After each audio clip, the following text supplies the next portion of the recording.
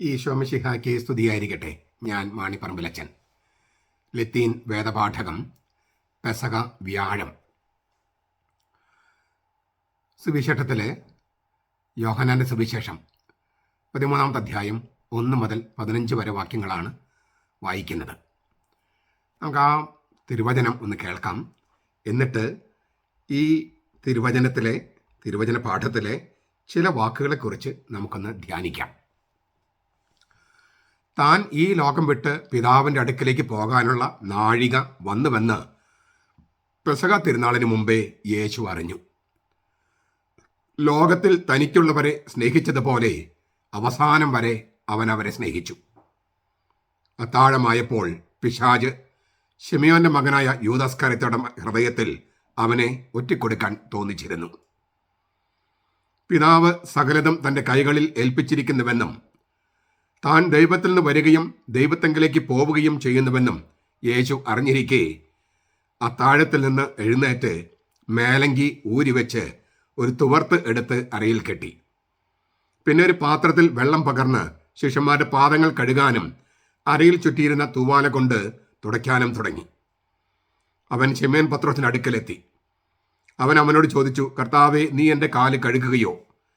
യേശു അവനോട് പ്രതിവചിച്ചു, ഞാൻ ചെയ്യുന്നത് എന്തെന്ന് ഇപ്പോൾ നീ അറിയുന്നില്ല, പിന്നീട് അറിയും. പത്രോസ് പറഞ്ഞു, നീ ഒരിക്കലും എൻ്റെ പാദങ്ങൾ കഴുകരുത്.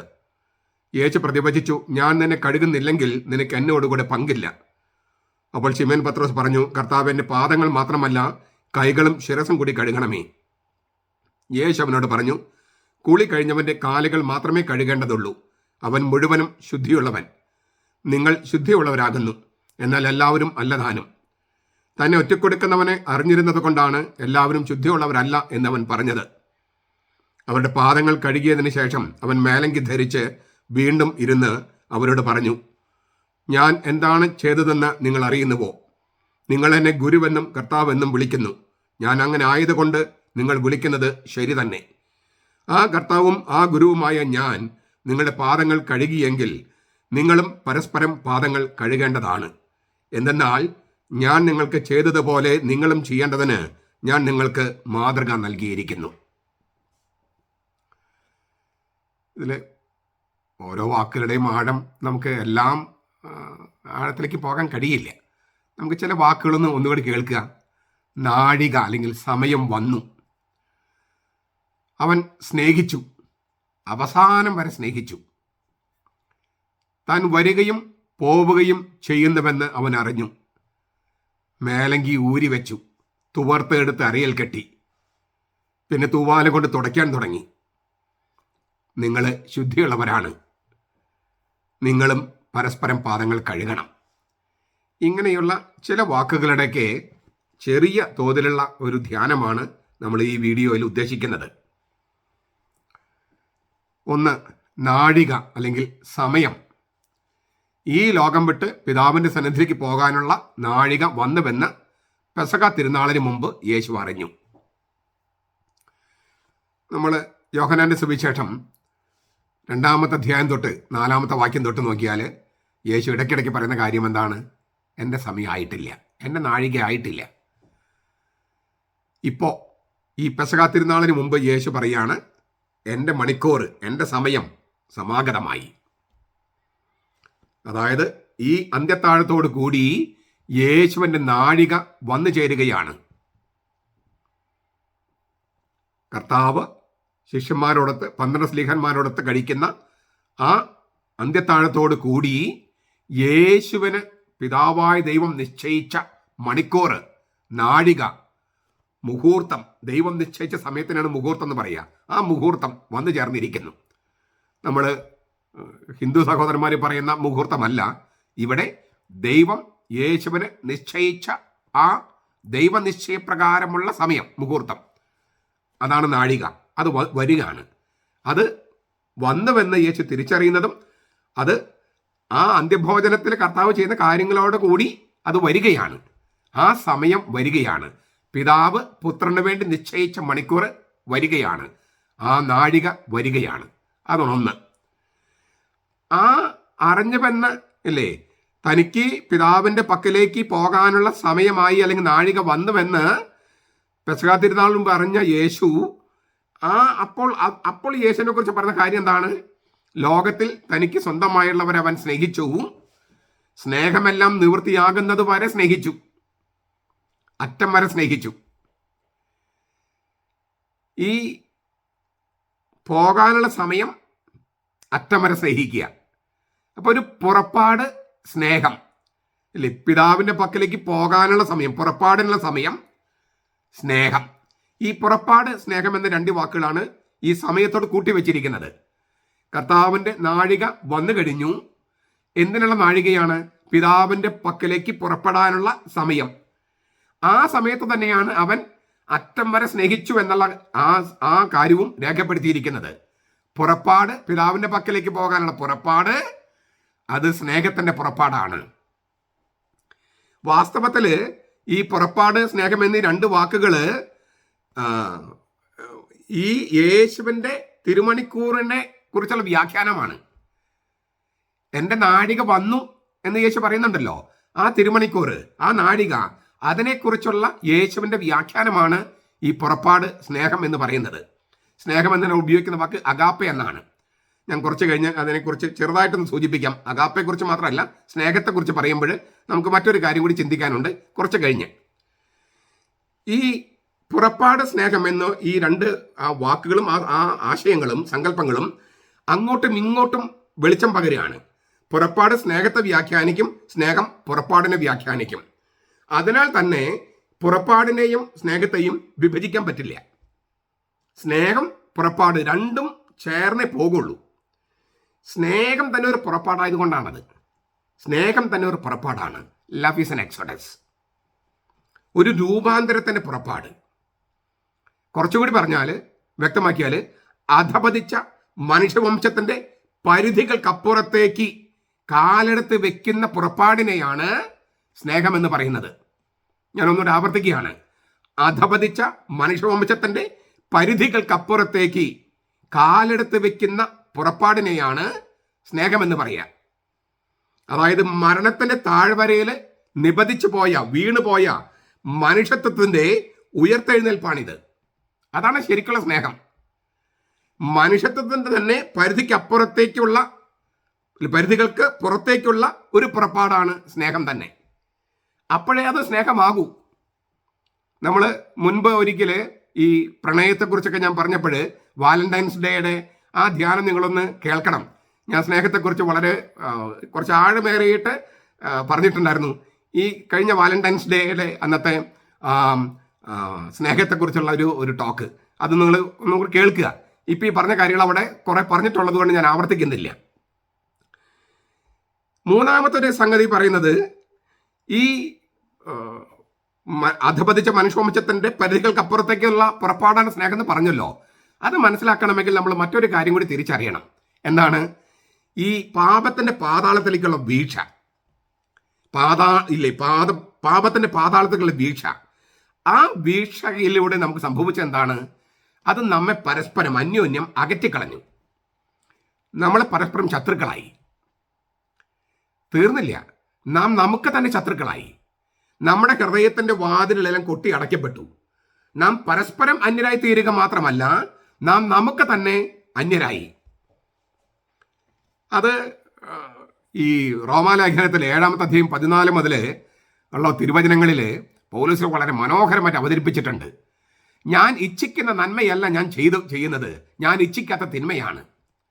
ഞാൻ ഇച്ഛിക്കാത്ത നന്മ, എനിക്ക് നന്മ ഇച്ഛിക്കാൻ കഴിയും, പക്ഷേ പ്രവർത്തിക്കാൻ കഴിയില്ല. ഞാൻ ഇച്ഛിക്കുന്ന നന്മയല്ല, ഇച്ഛിക്കാത്ത തിന്മയാണ് ഞാൻ ചെയ്തു പോകുന്നത്. എന്ന് വെച്ചാൽ എൻ്റെ നിയന്ത്രണത്തിലല്ല പലതും. ഇങ്ങനെ അതുപോലെ തന്നെ നമുക്ക് പ്രത്യേകിച്ച് യാതൊരു കാരണവുമില്ലാതെ നമുക്ക് ചിലപ്പം ഒരു വിഷാദം അല്ലെങ്കിൽ നമുക്കൊരു സുഖമില്ലായ്മ, സവിശേഷമായ കാരണമൊന്നുമില്ല. അപ്പോൾ നാം ഇച്ഛിക്കുന്ന നന്മ നമുക്ക് ചെയ്യാൻ പറ്റാത്ത വിധം നമ്മൾ ബലഹീനരായി പോവുക. അതിനെയാണ് സഭ ഉത്ഭവ പാപം എന്ന് വിളിക്കുന്നത്. അത് നമ്മൾ ചെയ്തൊരു പാപമല്ല, നമ്മൾ ആയിരിക്കുന്നൊരു അവസ്ഥയാണ്. ഒന്നുകൂടി ഞാൻ പറയാണ്, പൗലോസിന്റെ വാക്കുകൾ, റോമാലേഖനം 7:14 മുതൽ, എനിക്ക് നന്മ ഇച്ഛിക്കാൻ കഴിയും, പക്ഷെ നന്മ പ്രവർത്തിക്കാൻ കഴിയുന്നില്ല. ഞാൻ ഇച്ഛിക്കുന്ന നന്മയല്ല ഞാൻ ചെയ്യുന്നത്, ഞാൻ ഇച്ഛിക്കാത്ത, ആഗ്രഹിക്കാത്ത തിന്മയാണ്. അതായത് എന്നിൽ എൻ്റെ നിയന്ത്രണത്തിലല്ലാത്ത ചില സംഗതികളുണ്ട്. അതിനെ സഭ വിളിക്കുന്ന പേരാണ് ഉത്ഭവപാപം. ഈ നമ്മുടെ ഈ അന്യത്വം എന്ന് പറഞ്ഞല്ലോ, നാം നമുക്ക് തന്നെ അന്യരായിരിക്കുക, നാം മറ്റുള്ളവർക്ക് ശത്രുക്കളായിട്ട് അനുഭവപ്പെടുക, അവർ നമുക്ക് ശത്രുക്കളായിട്ട് മാറുക, ഇങ്ങനെയുള്ള ഈ അവസ്ഥ അത് നമ്മളെ കീഴടക്കി കളയാണ്. നമുക്ക് ചിലരോട് ശത്രുത തോന്നുന്നത് സവിശേഷമായിട്ട് പ്രത്യേകിച്ച് ഒരു കാരണമുണ്ടായിട്ടല്ല.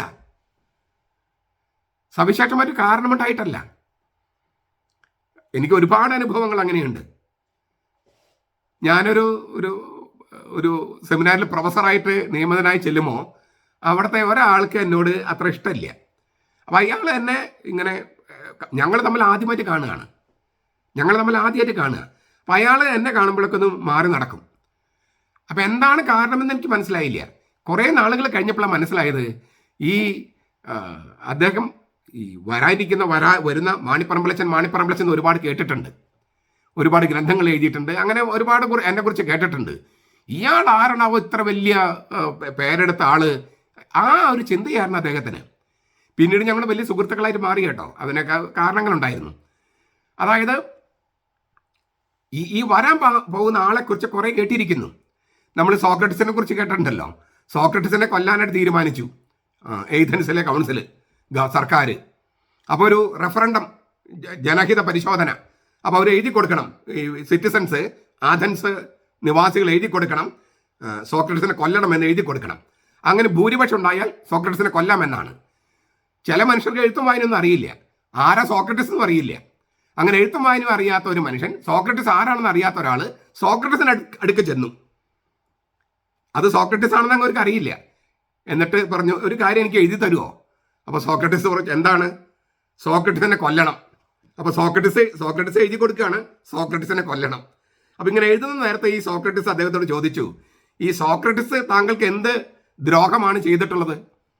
അപ്പോൾ ഈ മനുഷ്യൻ പറയുക, ഞാൻ സോക്രട്ടീസിനെ അറിയൂല, സോക്രട്ടീസ് തന്നെ എനിക്കൊരു ദ്രോഹം ചെയ്തിട്ടില്ല. പക്ഷേ അയാൾ മഹാനാണെന്ന് കേട്ട് എനിക്ക് മടുത്തു. അയാൾ ഇനി ഭൂമിയിൽ ജീവിക്കണ്ട. കണ്ടോ, സോക്രട്ടീസ് എനിക്ക് ദ്രോഹം ചെയ്തിട്ടില്ല, ഞാൻ അയാളായിട്ട് അറിയ പോലുമില്ല. പക്ഷെ അയാൾ മഹാനാണെന്ന് കേട്ട് എനിക്കത് മടുപ്പായി. അങ്ങനെ അത്ര വലിയ മഹാന്മാർ ഈ ഭൂമിയിൽ ജീവിക്കണ്ട, അങ്ങനെ കൊന്നുകളയി. കണ്ടോ? അപ്പോൾ നമ്മുടെ നിയന്ത്രണത്തിലല്ല ഈ നമുക്കൊരാൾ ശത്രുത തോന്നുന്നത്, അസൂയ ഉണ്ടാകുന്നത് പലപ്പോഴും നമുക്ക് എന്താ പറയുക, ആവശ്യമുണ്ടായിട്ടല്ല. അല്ലാതെ വിശുദ്ധ അഗസ്തീനോസ് അതിനെക്കുറിച്ച് ചിന്തിക്കാൻ തുടങ്ങിയത്, അതിന് ചെറുപ്പമായിരുന്നപ്പോൾ പലപ്പോഴും മറ്റുള്ളവരുടെ വസ്തുക്കളൊക്കെ നശിപ്പിച്ചു, പ്രത്യേകിച്ച് ഒരു ഗുണമില്ലാതെ. ഇപ്പം നമ്മൾ മാങ്ങ പറിച്ച് തിന്നാൻ വേണ്ടി മാങ്ങ പറിച്ച്, ഓക്കെ, ഇത് വെറുതെ നശിപ്പിക്കാൻ വേണ്ടി ആ മാവും ഒക്കെ വെട്ടിക്കളഞ്ഞാലോ? അപ്പം അങ്ങനെയൊക്കെ ചെയ്തിട്ടുണ്ട് അഗസ്തീനോസ്. അപ്പോഴാണ് അദ്ദേഹം ചിന്തിക്കാൻ തുടങ്ങിയത്, എനിക്ക് സവിശേഷമായൊരു നേട്ടവും ഇല്ലാതെ എന്തിനാണ് ഞാൻ ഈ തിന്മ ചെയ്തത്? അങ്ങനെ അദ്ദേഹമാണ് ഈ ഉത്ഭവത്തെക്കുറിച്ചുള്ള വളരെ ആഴമേറിയ പ്രബോധനങ്ങൾ നൽകിയത്. പക്ഷേ പൗലോസ്ലീഹ അത് കൃത്യമായിട്ട് പറഞ്ഞിട്ടുണ്ട്. റോമാലേഖനം 5:12 പിന്നെ 7-ാമത്തെ അധ്യായം 14-ാമത്തെ വാക്യം മുതൽ വളരെ വ്യക്തമായിട്ട് പറഞ്ഞിട്ടുണ്ട്. ഞാൻ പറഞ്ഞു വന്നത്, നമ്മൾ പാപത്തിന്റെ പാതാളത്തേക്ക് വീണ് കഴിഞ്ഞപ്പോൾ നാം പരസ്പരം ശത്രുക്കളായി, നാം നമുക്ക് തന്നെ ശത്രുക്കളായി. പലപ്പോഴും നമുക്ക് നമ്മെ തന്നെ സ്വീകരിക്കാൻ പറ്റുന്നില്ല. ഇപ്പം നമ്മളെ ദ്രാവിഡന്മാരാണ് കേരളത്തിൽ കൂടുതൽ, അത് കറുത്ത വർഗ്ഗക്കാരാണ്. ഇപ്പം നമുക്കറിയാം കറുത്തതിനെ കുറിച്ച് എന്തുമാത്രം പ്രശ്നങ്ങളാണ്. ബഹുഭൂരിപക്ഷവും കറുത്തവരാണ്. പക്ഷെ എന്നിട്ട് നമുക്ക് കറുപ്പിനെ അംഗീകരിക്കാൻ നമുക്ക് കഴിയുന്നില്ല. വെളുപ്പാണ് ഭംഗി എന്ന് വിചാരിച്ചിരിക്കുകയാണ്. ഈ കറുത്തവർ തന്നെ കറുത്തവരെന്ന് വിളിക്കുകയാണ്. അതിൽ അഭിമാനം കൊള്ളുകയാണ് വേണ്ടത്. ഞാൻ പറഞ്ഞു വന്നത്, ഇതിനകത്തൊക്കെ ഒരു ദൈവശാസ്ത്രപരമായ കാര്യമുണ്ട്. നമുക്ക് നമ്മെ തന്നെ അംഗീകരിക്കാൻ പറ്റാത്ത വിധം ഈ പറഞ്ഞ കെട്ടുപാടുകൾ നമുക്ക് തന്നെ അന്യനായി തീർന്നിരിക്കുന്നു. നമുക്ക് തന്നെ അന്യനായി തീർന്നിരിക്കുന്നു, മറ്റുള്ളവർക്ക് അന്യനായി തീർന്നിരിക്കുന്നു. ഇതെല്ലാം നമ്മെ ഇങ്ങ് കീഴടക്കുകയാണ്. നമ്മൾ ചിലപ്പോഴൊക്കെ വിഷാദ രോഗത്തിലേക്ക് കൊണ്ടുപോകുന്ന തരത്തിൽ, ചിലപ്പോൾ ഭ്രാന്തിന്റെ വക്കിലേക്ക് എത്തിക്കുന്ന തരത്തിൽ അത് താഴ്ത്തിക്കളയുകയാണ്. നമ്മുടെ വീടുകളിലൊക്കെ പെൺകുട്ടികൾ ഇച്ചിരി കറുത്തു പോയാൽ എന്തുമാത്രം അവരങ്ങ് എന്തുമാത്രം ആഴത്തിലാണ് മുറിവേൽപ്പിക്കുന്നത് എന്ന് അറിയാതെ തന്നെ നമ്മൾ അവരെ കളിയാക്കും. ഈ റാഗിങ് എന്ന് പറഞ്ഞാൽ SFIക്കാർ യൂണിവേഴ്സിറ്റി നടത്തുന്നത് മാത്രമല്ല, അത് വളരെ ക്രൂരമായ റാഗിങ്. നമ്മുടെ വീടുകളിലൊക്കെ ഈ റാഗിങ് ഉണ്ട്. ഇതിലൂടെയൊക്കെ അതിൻ്റെ ഒരു ദൈവശാസ്ത്ര കാരണം ഞാൻ പറഞ്ഞത്, ഈ പാപത്തിൻ്റെ പാതാളത്തിലേക്ക് വീണപ്പോൾ നാം നമുക്ക് തന്നെ ശത്രുക്കളായി മാറുകയും നാം നമുക്ക് തന്നെ അന്യരായി തീരുകയും ചെയ്തു. നമ്മെ കീഴടക്കി നമുക്കതിന് കീഴടക്കാൻ കഴിയുന്നില്ല. അപ്പോഴാണ് ആ റോമാലേഖനത്തിൽ പൗലോസ് പറയുന്നത്, ഇല്ലേ, ഞാൻ എന്തൊരു ദുർഭകനായ മനുഷ്യൻ, എത്ര ദൗർഭാഗ്യവാനാണ് ഞാൻ. എന്നിട്ട് അദ്ദേഹം അടുത്ത കാര്യം കൂടി പറയുന്നുണ്ട്, നമ്മുടെ കർത്താവായ യേശുക്രിസ്തു നമുക്ക് നൽകിയ പിതാവായ ദൈവത്തിന് സ്തുതി. കാരണം കർത്താവിൻ്റെ കരം പിടിച്ച് നമുക്ക് ഇന്ന് എഴുന്നേൽക്കാൻ കഴിയൂ എന്നുള്ളതാണ്. നമുക്ക് സ്വയമേവ ഈ അന്യത്വം എന്ന് പറയുന്ന ആ അവസ്ഥയിൽ നിന്ന് നമുക്ക് കയറാൻ കഴിയില്ല. നമുക്ക് ഒരാളെ കരം പിടിച്ച് കയറാൻ കഴിയൂ. ഇതാണ് പൗലോസിലൊക്കെ പറയുന്നത്. അപ്പോൾ ഈ അവസാനം വരെ ഞാൻ ഈ പാതാളത്തിൻ്റെ അടുത്തേക്ക് വീഴെന്ന് പറഞ്ഞല്ലോ. പാപത്തിൻ്റെ പാതാളത്തിലേക്ക് വീണാൽ അതിൻ്റെ ഏറ്റവും അറ്റത്ത് കിടക്കുകയാണ് ഞാൻ. ആ ഏറ്റവും അറ്റത്ത് കിടക്കുന്ന ആളുടെ അടുത്തേക്ക് പോലും കർത്താവ് ഇറങ്ങിച്ചെല്ലുകയാണ്. ഇതാണ് അവസാനം വരെ സ്നേഹിച്ചെന്ന വാക്കിൻ്റെ അർത്ഥം. അറ്റം വരെ അവൻ പോകുകയാണ്. പാപത്തിൻ്റെ പാതാളത്തിൻ്റെ അറ്റത്താണ് ഞാൻ കിടക്കുന്നെങ്കിൽ അവിടെ വരെ അവൻ ഇറങ്ങുകയാണ്. ആര്? യേശു. തനിക്ക് സ്വന്തമായുള്ളവർ അവൻ സ്നേഹിച്ചു, അറ്റം വരെ സ്നേഹിച്ചു, അവസാനം വരെ സ്നേഹിച്ചു. ഈ സ്നേഹിക്കുന്നവരെ രക്ഷിക്കാൻ ഏതറ്റം വരെ അവൻ പോകും. പാപത്തിന്റെ പാതാളത്തിന് ഏറ്റവും അറ്റത്താണെങ്കിൽ പോലും ആ അറ്റം വരെ പോയിട്ട് അവൻ കൊണ്ടുവരും. അങ്ങനെ അവസാനം വരെ സ്നേഹിച്ച, എല്ലാം നിവൃത്തിയാക്കുന്ന സ്നേഹമാണ് ഒരിക്കലും സാധ്യമല്ലെന്ന് കരുതിയ നമ്മുടെ അന്യത്വത്തിൽ നിന്ന് പാതാളത്തിന്റെ ആ കരിങ്കൽ ഭിത്തി പൊളിച്ച് നമ്മെ പുറത്തേക്ക് കൊണ്ടുവന്നത്. ആ പുറത്തേക്ക് കൊണ്ടുവന്നതാണ് സ്നേഹം. ഞാൻ ഒന്നുകൂടി പറയട്ടെ, ഇത് ഇച്ചിരി ഗഹനമായ സംഗതി ആയതുകൊണ്ടാണ് ഞാനിങ്ങനെ ആവർത്തിക്കുന്നത് കേട്ടോ. നമ്മൾ പാപത്തിന്റെ പാതാളത്തിലേക്ക് വീഴുകയാണ്. നമ്മൾ പാപം ചെയ്യുമ്പോൾ സംഭവിക്കുന്നത് അതാണ്. അപ്പോൾ അറ്റം വരെ സ്നേഹിച്ച കർത്താവ് തനിക്ക് സ്വന്തമായുള്ളവരവൻ സ്നേഹിച്ചു, അറ്റം വരെ സ്നേഹിച്ചു, അവസാനം വരെ സ്നേഹിച്ചു നമ്മൾ എഴുതും.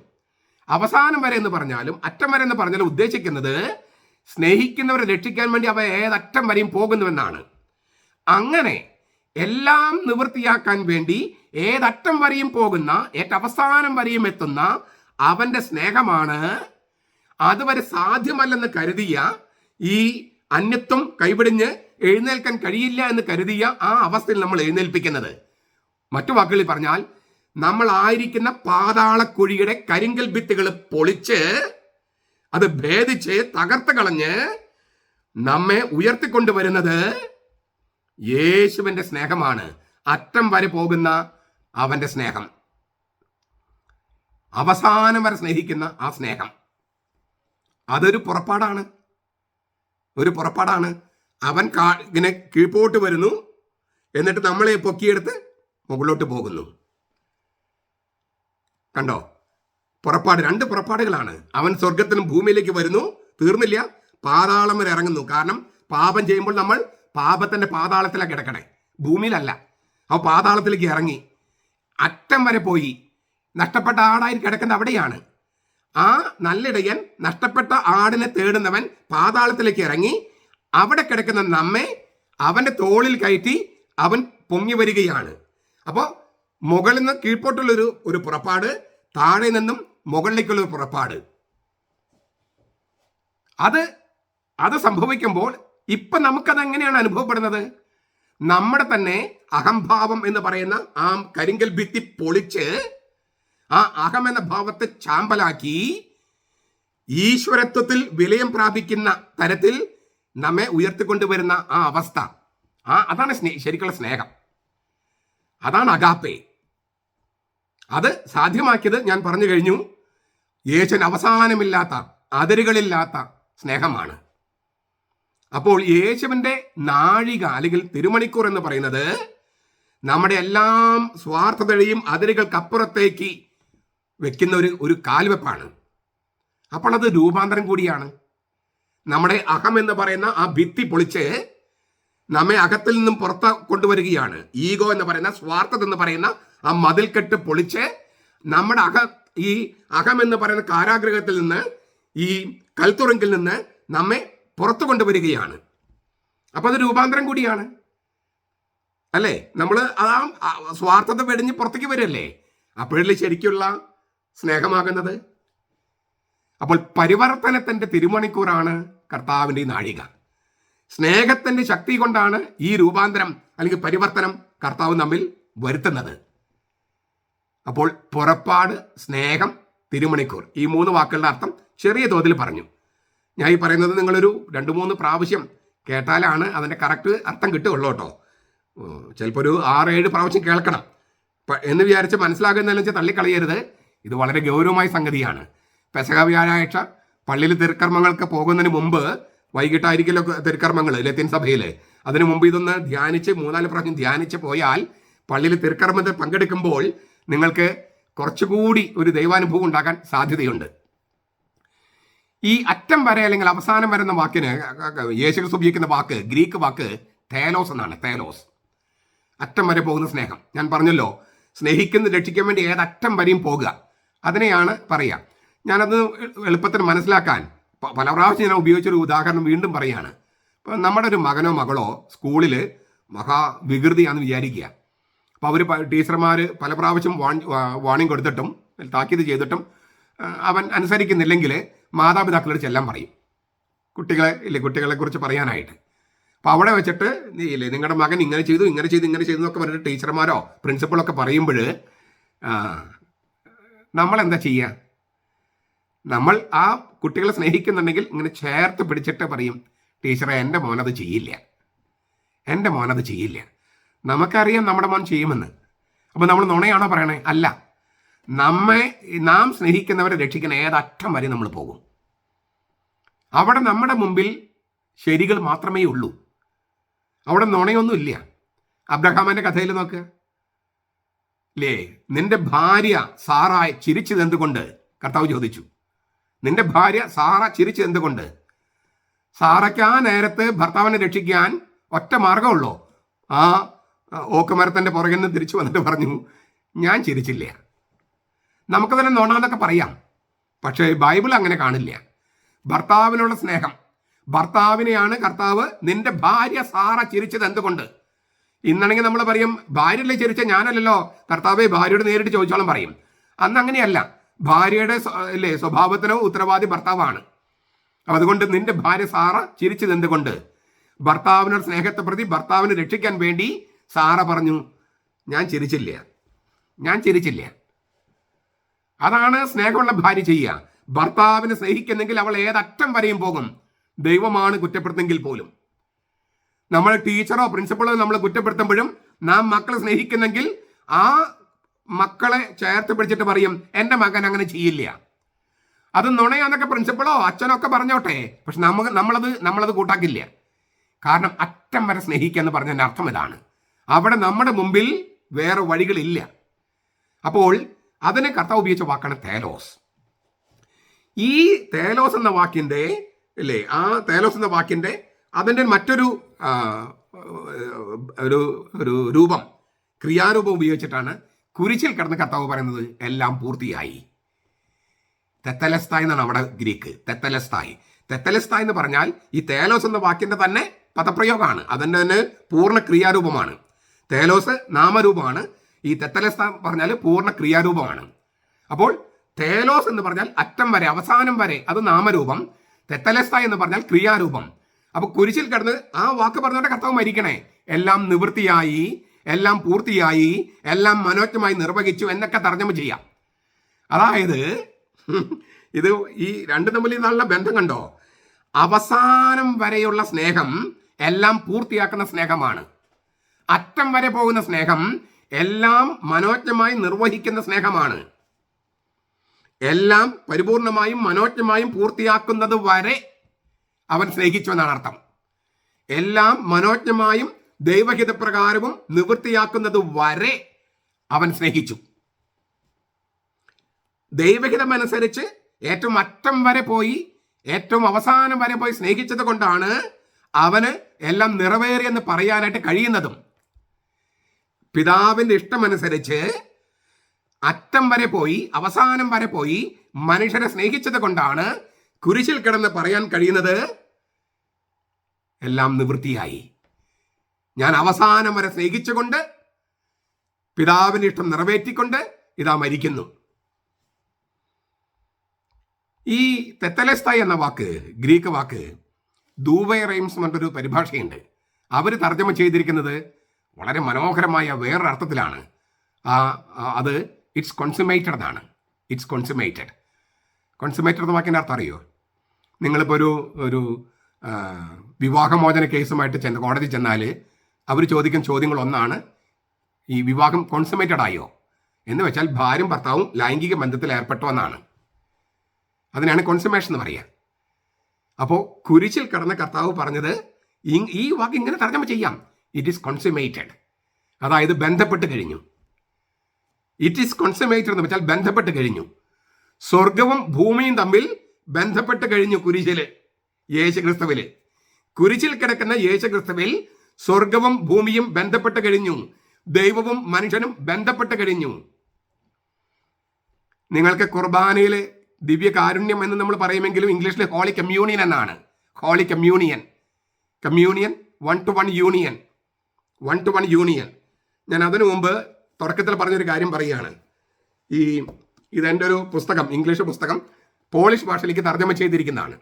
അതിന് ടൈറ്റില് ഇറ്റ് ഈസ് കോൺസമേറ്റഡ് എന്നാണ്. ശരിക്കും ഇറ്റ്സ് കോൺസമേറ്റഡ് എന്നൊരു സീലും വെച്ചിട്ടുണ്ട്. അതായത് ഇറ്റ് ഈസ് കോൺസമേറ്റഡ് എന്നിട്ട് ഇത് ഞാൻ തന്നെ വരച്ച ഒരു ചിത്രമാണ്. ആ കുരിശിന്റെ ചിത്രത്തിലാണ് കൊടുത്തിരിക്കുന്നത് ഇറ്റ് ഈസ് കോൺസമേറ്റഡ്. കുരിശിൽ കിടക്കുന്ന കർത്താവിലെ സ്വർഗവും ഭൂമിയും തമ്മിൽ ബന്ധപ്പെട്ട് കഴിഞ്ഞു, ദൈവവും മനുഷ്യരും തമ്മിൽ ബന്ധപ്പെട്ട് കഴിഞ്ഞു. ആ ബന്ധപ്പെട്ട് കിടക്കുന്ന ആ കമ്മ്യൂണിയനാണ് കുരിശിലെ കർത്താവ്. ഇത് എൻ്റെ തന്നെ ഒരു ഇംഗ്ലീഷ് പുസ്തകമുണ്ട്, 4 Streams of Love എന്നാണ്. 4 Streams of Love. ഇതിൻ്റെ 3ാമത്തെ എഡിഷൻ, റിവൈസ്ഡ് എഡിഷനാണ് ഇത്. അപ്പോൾ ഇത് നമുക്ക് ഇന്ത്യയിൽ ഇപ്പോൾ അവൈലബിൾ ഈ ഇംഗ്ലീഷേ ഉള്ളൂ. ഇത് കഴിഞ്ഞിട്ട് ഞാൻ 2 റിവിഷൻസ് നടത്തിയിട്ടുണ്ട്. അത് ഇംഗ്ലീഷിൽ ഇപ്പോൾ അവൈലബിൾ അല്ല. അതിൻ്റെ 3ാമത്തെ റിവൈസ്ഡ് എഡിഷനാണ് ഈ ഇറ്റ്സ് കോൺസമേറ്റഡ് എന്ന് പറഞ്ഞ് ഞാൻ കൊടുത്തിരിക്കുന്നത്.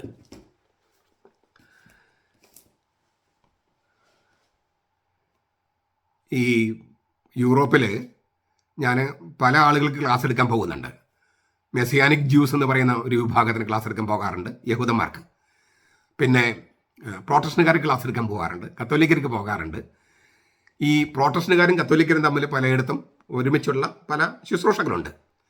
അപ്പോൾ ഈ പ്രോട്ടസ്റ്റന്റുകാരുടെ ഈ പ്രൈസ് ആൻഡ് വർഷിപ്പ് വളരെ മനോഹരമാണ്.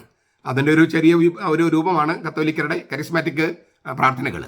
പക്ഷേ നമ്മുടെ നാട്ടിൽ പോലെ ബഹളം വയ്ക്കുന്ന ഒരു പ്രൈസ് ആൻഡ് വർഷിപ്പ് അല്ല യൂറോപ്പിലും മറ്റും ഞാൻ കണ്ടിരിക്കുന്നത്. എന്താ പറയുക, കുറേ കൂടി ആ സംഗീതത്തിൻ്റെ, ശരിയായ സംഗീതത്തിൻ്റെ ഒരു തലത്തിലേക്ക് കൊണ്ടുപോയി ഒരു ദിവ്യാനുഭൂതി ഉണ്ടാകുന്ന തരത്തിലുള്ള ഒരു രീതിയാണ്. നമ്മുടെ നാട്ടിലെ കുറേ ബഹളം വയ്ക്കലാണ്. അതിനേക്കാളൊക്കെ വളരെ മനോഹരമായിട്ട് എനിക്ക് തോന്നിയിരുന്നത് യൂറോപ്പിലെ ഈ price and വർഷിപ്പാണ്.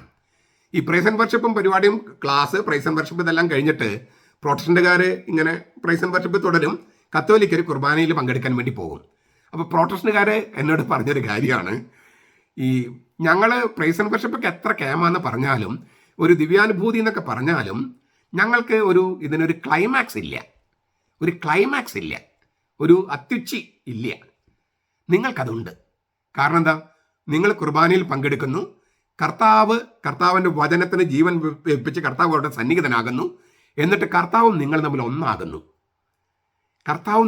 ഒന്നാകുന്നു. Holy communion, 1-to-1 union. ഭർത്താവ് ഭാര്യയിലേക്ക് പ്രവേശിക്കുന്നത് പോലെ കർത്താവ് വിശ്വാസിലേക്ക് പ്രവേശിക്കുന്നു. അവർ ഒരു ശരീരമായി തീരുന്നു. കല്യാണത്തിൽ പറഞ്ഞതുപോലെ അവർ രണ്ടല്ല ഒറ്റ ശരീരമായിരിക്കും എന്ന് കല്യാണത്തിൽ പറഞ്ഞതുപോലെ തന്നെ കുർബാനയിലും പറയാം. കർത്താവും വിശ്വാസിയും രണ്ടല്ല ഒറ്റ ശരീരമാണ്. അതുകൊണ്ട് പൗലോസ് പറഞ്ഞതുപോലെ ഇനി ഞാനല്ല ക്രിസ്തുവിനിൽ ജീവിക്കുന്നുവെന്ന് കൃത്യമായിട്ട് പറയാൻ കഴിയുക കത്തോലിക്കർക്കാണ്. ഇത് പ്രൊട്ടസ്റ്റന്റുകാരായിട്ടുള്ള പാസ്റ്റർമാർ എന്നോട് പറഞ്ഞിട്ടുള്ളതാണ്. എന്ന് വെച്ചാൽ ഈ കുരിശിലെ കമ്മ്യൂണിയൻ, ദൈവവും മനുഷ്യനും തമ്മിൽ ഒന്നായി കമ്മ്യൂണിയനായ നിമിഷമാണ് കുരിശില്. അതാണ് കർത്താവ് പറഞ്ഞത്, തെത്തലസ്തായി, ഇറ്റ്സ് കോൺസുമേറ്റഡ്. ദൈവവും മനുഷ്യനും തമ്മിൽ ബന്ധപ്പെട്ട് കഴിഞ്ഞു. ആ ബന്ധപ്പെട്ട് കഴിഞ്ഞത് അന്ന് മാത്രമല്ലല്ലോ, എല്ലാ തലമുറയിലുമുള്ളവർക്കും ആ ബന്ധത്തിലേക്ക് ആയിരിക്കണം. അതിനുവേണ്ടി അവൻ കുർബാന സ്ഥാപിച്ചത്. അതുകൊണ്ടാണ് കുരിശിലെ ബലി നമ്മൾ ആവർത്തിക്കുകയല്ല, ആഘോഷിക്കുകയാണ്, ആചരിക്കുകയാണെന്ന് പറയണേ. ഈ വാക്ക് നമ്മുടെ പെന്തക്കോസ്ത യഹോവ സാക്ഷികൾക്ക്, ദൈവസഭക്കാർക്ക് മനസ്സിലാകണില്ല. അവർക്ക് മനസ്സിലാകാത്ത ഒരു കാര്യം കൂടിയുണ്ട്. അവർക്ക് ഈ പ്രൈസ് ആൻഡ് വർഷിപ്പാണ് ആരാധന, നമുക്കതല്ല. ബലിയർപ്പണം മാത്രമാണ് ആരാധന. ബൈബിളിന്റെ കാഴ്ചപ്പാടനുസരിച്ച് ദൈവം ആവശ്യപ്പെടുന്ന ഏക ആരാധന ബലിയാണ്. പഴയ നിയമത്തിൽ തെറ്റിദ്ധരിച്ചിട്ട് മൃഗബലികളായിരുന്നു. അത് അല്ല, മറിച്ച് അലംഘനീയമായ യേശുവിന്റെ അലംഘനീയമായ അനുസരണമാണ് ബലി. യേശുവിന്റെ അലംഘനീയമായ അനുസരണമാണ് ബലി. ആ അനുസരണത്തിലേക്ക് നമ്മെ തന്നെ എടുത്തു വെക്കുന്നതാണ് വിശുദ്ധ കുർബാന. യേശുവിന്റെ തിരുമണിക്കൂറിലേക്ക്, ഈ പുറപ്പാടിലേക്ക് ദൈവവും മനുഷ്യനും ഒന്നാകുന്ന നിമിഷമായ, ബന്ധപ്പെടുന്ന നിമിഷമായ കുരിശിലേക്ക്, കുരിശിലെ കർത്താവിലേക്ക് നമ്മെ തന്നെ എടുത്തു വെക്കുന്ന അവന്റെ അലംഘനീയമായ അനുസരണത്തിലേക്ക്, പിതാവിന്റെ ഇഷ്ടപ്രകാരം ഏതറ്റം വരെയും പോയി മനുഷ്യരെ രക്ഷിക്കുന്ന അവന്റെ അനുസരണത്തിലേക്ക് നമ്മെ തന്നെ എടുത്തു വെക്കുന്നതിനെയാണ് വിശുദ്ധ കുർബാന എന്ന് പറയുന്നത്, ബലി എന്ന് പറയണേ. ബലി മാത്രമാണ് ആരാധന. ബലി മാത്രമാണ് ആരാധന. ഇത് നമ്മുടെ പെന്തക്കോസ്ത ദൈവസഭക്കാർക്ക് അറിയാൻ പാടില്ല. അവർ വന്ന് നമുക്കെതിരെങ്ങനെ കുറ്റപ്പെടുത്താമെന്ന് വിചാരിക്കണ്ട. അവർക്ക് അറിയാൻ പാടില്ല. ഒരു ദിവസം അവർ ഈ വെളിച്ചത്തിലേക്ക് വരും. ഇങ്ങനെ മറിയത്തിന്റെ രൂപത്തിന്റെ മുമ്പിലോ വിശുദ്ധരുടെ രൂപത്തിന്റെ മുമ്പിലോ മറ്റെവിടെയെങ്കിലും നമ്മളൊരു ബലി അർപ്പിക്കുന്നുണ്ടോ കത്തോലിക്കര്? അപ്പോൾ ഈ കത്തോലിക്ക സഭയിൽ നിന്ന് വിട്ടുപോയവരുടെ വിചാരം കുമ്പിടുന്നതാണ് ആരാധന എന്നാണ്. അപ്പം മറിയത്തിന്റെ രൂപത്തിന് മുമ്പിലോ മറ്റു വിശുദ്ധരുടെ രൂപത്തിന് മുമ്പിലോ കുമ്പിടുമ്പോൾ അവർ വിചാരിക്കുന്നത് നമ്മൾ ആരാധിക്കുക എന്നാണ്. ഞാൻ ആവർത്തിക്കുന്നു, ബൈബിളിൽ അതല്ല ആരാധന. ബലിയാണ് ആരാധന. അത് പിതാവായ ദൈവത്തിന് മാത്രമാണ് അർപ്പിക്കുന്നത്. അത് പുത്രനാണ് ഒരിക്കൽ എന്നേക്കുമായി അർപ്പിച്ചത്. ആ അനുസരണം, പുത്രന്റെ അനുസരണം, അതാണ് എല്ലാം പൂർത്തിയാക്കുന്ന സ്നേഹം. പിതാവിന്റെ ഇഷ്ടമനുസരിച്ച് അവസാനം വരെ അല്ലെങ്കിൽ അറ്റം വരെ പോയി പിതാവിന്റെ ഹിതം നിറവേറ്റുന്ന ആ അലംഘനീയമായ അനുസരണം, ആ അനുസരണത്തിലേക്ക് നമ്മെ തന്നെ എടുത്തു വെക്കുന്നതിനെയാണ് കുർബാന എന്ന് പറയുന്നത്. അതാണ് ശരിക്കുള്ള ആരാധന. അത് മാത്രമാണ് ആരാധന, അല്ലാതെ കുമ്പിടുന്നതല്ല ആരാധന. ബൈബിൾ എത്രയോ സ്ഥലത്ത് മനുഷ്യരുടെ മുമ്പിൽ കുമ്പിടുന്നു. രാജാക്കന്മാരുടെ മുമ്പിൽ, പഴയ നിമിത്തം ജോസഫിന്റെ മുമ്പിൽ. അത് ആ കുമ്പിടലൊന്നും ആരാധനയല്ല. ഈ കുമ്പിടലും ആരാധനയല്ല. കുമ്പിടലല്ല ആരാധന, ബലിയാണ് ആരാധന. എനിവേ, ഞാൻ പറഞ്ഞു വന്നത്, ഈ ബലി എന്ന് പറയുന്നത് സ്വർഗവും ഭൂമിയും തമ്മിൽ ഒന്നാകുന്ന സ്നേഹമാണ്. സ്വർഗം അവിടുന്ന് പുറപ്പെട്ടു വരുന്നു, ഇല്ലേ? അതൊരു ബലി. അതാണ് ബലി. സാക്രിഫൈസ് ചെയ്യുന്നു. പരിത്യാഗമാണല്ലോ ബലി. നാം നമ്മുടെ ഈ അഹംഭാവത്തിൽ നിന്ന്, സ്വാർത്ഥത്തിൽ നിന്ന് പുറത്തേക്ക് കടക്കുന്നു. അത് യേശുക്രിസ്തുവിലൂടെ സാധിക്കുകയുള്ളൂ. നമുക്ക് സ്വയമേവ കഴിയില്ലെന്നൊക്കെ നമ്മൾ പറഞ്ഞു കഴിഞ്ഞു. അപ്പോൾ യേശുക്രിസ്തു പിതാവിൽ നിന്ന് പുറപ്പെട്ട് വന്ന് നമ്മെ കൈപ്പിടിച്ച് ഉയർത്തി നമ്മിൽ നിന്ന് പുറത്ത് കടക്കാൻ സഹായിക്കുന്നു.